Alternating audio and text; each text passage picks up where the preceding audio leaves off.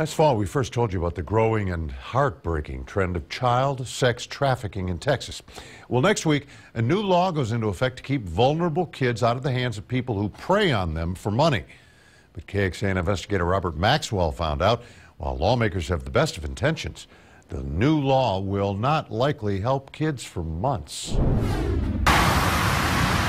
The street is no place for a 14-year-old. Like this Travis County girl KXAN met last fall. He slept with the 15-year-old, then he slept with me, and who knows who else he slept with. These children have been brainwashed to believe that their trafficker really loves them and cares for them. I'll call the 9:30 docket and take your announcements. This juvenile court judge says selling a child for sex with an adult is one of the more abhorrent crimes she sees. A recent study shows 1 in 3 Texas kids who run away ends up in the hands of a sex trafficker within 48 hours. They can't go rent an apartment or a hotel because of their age. They have to rely on somebody, and that somebody comes in the form of a trafficker that says, "I love you, sweetheart. You're beautiful. I will take care of you, but you got to take care of Daddy first." Sometimes, though, those kids are rescued. And as of Tuesday, a new law will allow police or CPS workers to act quickly without a court order. The idea is to rush a sex trafficking survivor into a safe refuge away from their abuser's reach. It could be a foster home or safe house, overnight or a weekend. Then a child will end up here in a juvenile justice or child welfare court for a final determination on where they will end up and the treatment they'll get. At least that's how it's supposed to work. Judge Byrne is concerned, though, if the home the child is brought to is not safe and secure and the trafficker's waiting outside, the child may never end up in a courtroom. It happens that fast. They find these kids that rapidly.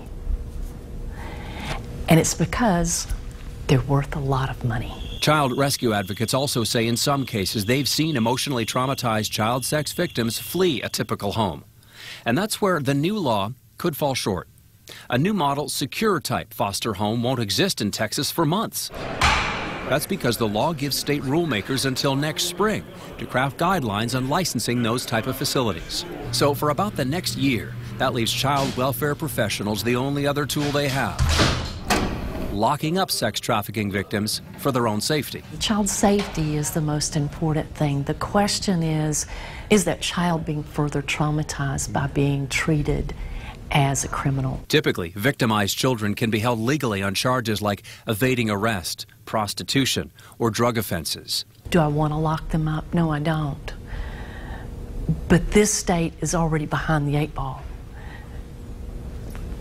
We've got to get them the services that meet their needs. It's a big change in the law. This child protection advocate tells KXAN from the moment they're rescued, young victims of sex trafficking need much more specialized care, therapy for substance abuse and sexual trauma, and yes, that first safe place. You're dealing with kiddos who are already having, kind of figuring out their normal teenage stuff on top of being a victim of a really difficult crime.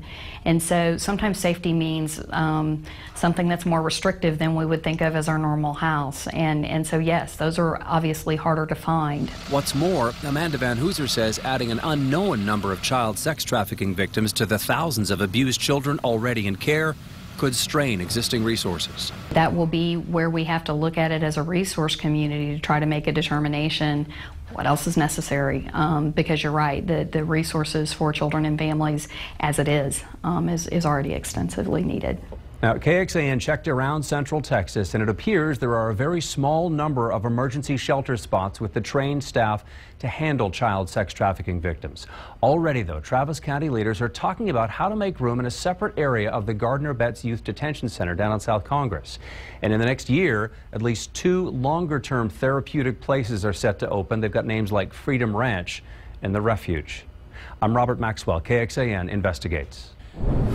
Well, what about keeping track of how many kids are rescued from traffickers? Now, in the future, the Department of Family Protective Services will begin reporting those numbers. It's part of the federal Preventing Sex Trafficking and Strengthening Families Act. That also requires states to report the number of kids in foster care who were trafficking victims.